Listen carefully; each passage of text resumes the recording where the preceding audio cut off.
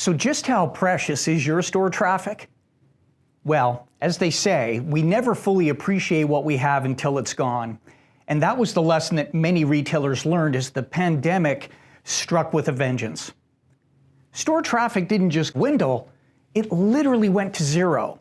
Something that we haven't seen in more than 2 decades of studying brick-and-mortar store traffic and conversion results. My name is Mark Riskey, and over the course of this 9-part series, we're going to examine the impact the pandemic has had on retail store traffic and shopper conversion. When the pandemic hit, traffic didn't just decline, it literally went to zero. Just how precious is your store traffic? Well, as they say, we never fully appreciate what we have until it's gone, and that's exactly the lesson that retailers learned when the pandemic hit with full force.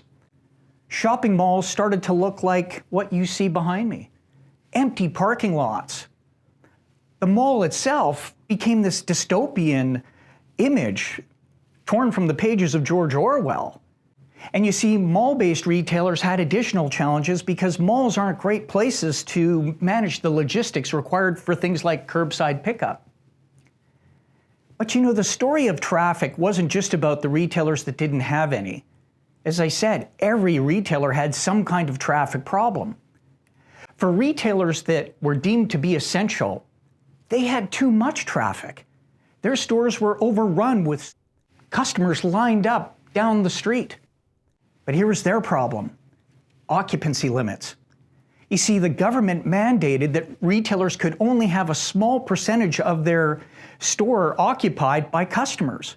And so they were forced to regulate how many people entered the store, putting up signs that said, "Stop, only one person at a time." What does traffic do when you get to a stop sign? It stops. This is the antithesis of what retailing is all about. So therein lies the first problem. The other challenge retailers that were deemed to be essential was that many of them didn't have traffic data, and instead were looking in the till for their transaction counts to determine how many visitors they had.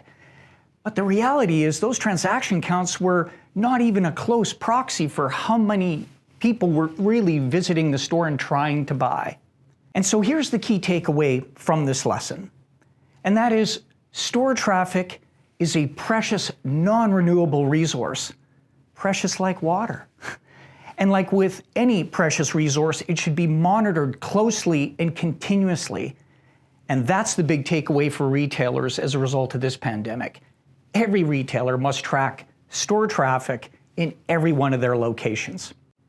Join us next time when we examine more closely the impact of BOPUS and especially curbside pickup on shopper conversion and store traffic.